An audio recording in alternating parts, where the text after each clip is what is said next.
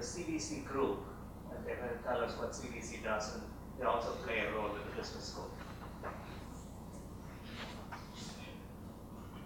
So we'll,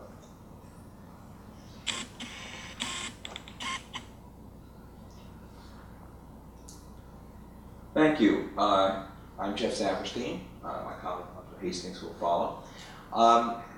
We see ourselves as being intermediaries between academia and business, as we were introduced.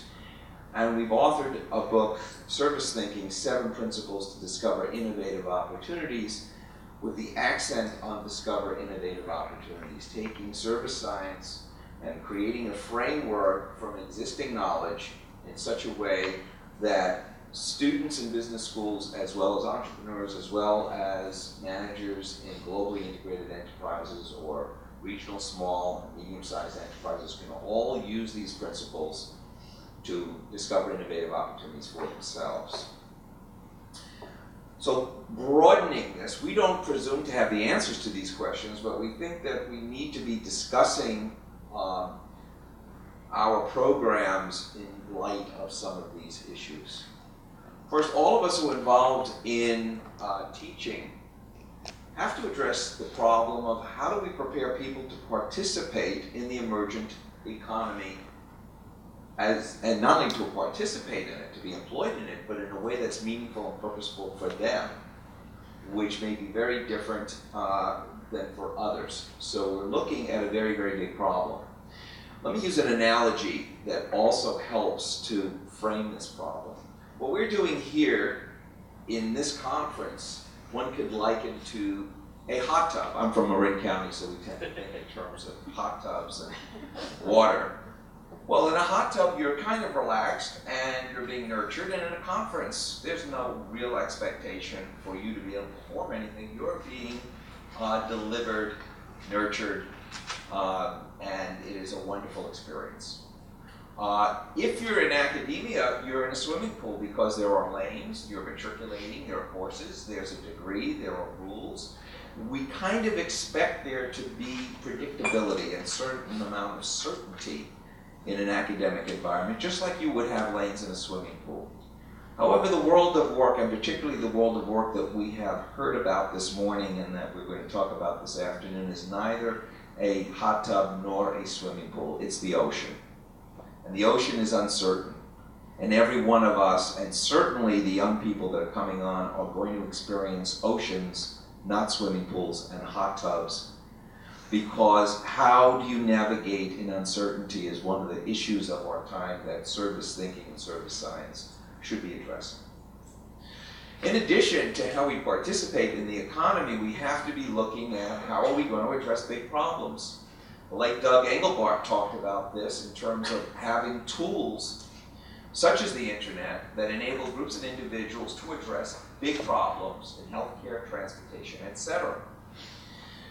How do we look at transforming and disrupting inefficient legacy systems that we all are accustomed to, and asking questions to imagine the unimaginable, to change legacy systems? We heard about it today with the airlines, right? Those were legacy systems that somehow don't fit. And how do we enable people everywhere to discover innovative opportunities? How do we broaden this from just people who happen to live in Palo Alto or by Route 128? How do we broaden this so that everybody can participate? These are very big questions. So when we look at service thinking, we're looking at an emergent digital experience economy, where you have the service economy. People have talked about that. But we're looking at a digital economy. A digital economy and platforms such as cloud and analytics enable opportunities in a different way than the traditional service economy did.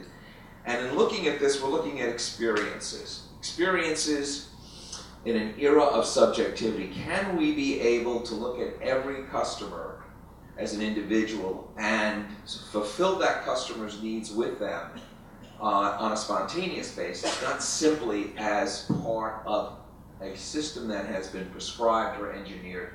One expression that one engineer talked to us about is, we don't want to pour concrete into all of our business processes. They need to be flexible. They need to be adaptable.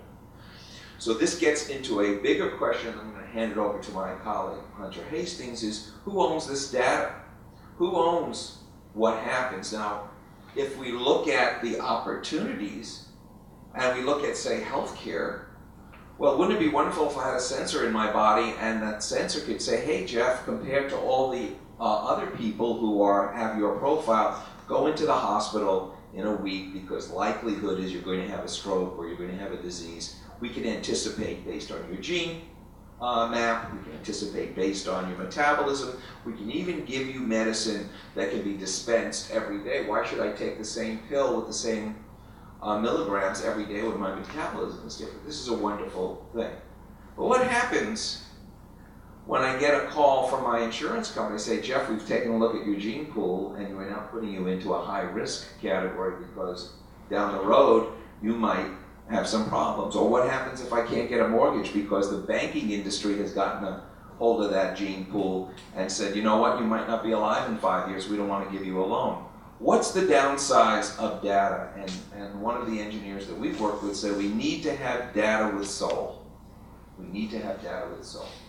That getting a credit report in which we have no idea where the number came from because somebody may have had identity theft on our credit card without the regulations, without, we're looking at uncertainty with data. So there's wonderful things that can happen, and there are things that are not as wonderful that can happen. And I think part of our responsibility is to look at the implications of that and to create opportunities with emotion and with empathy for the customer experience and how they experience from the provider. And with that, I'm going to hand it over to Hunter Hastings.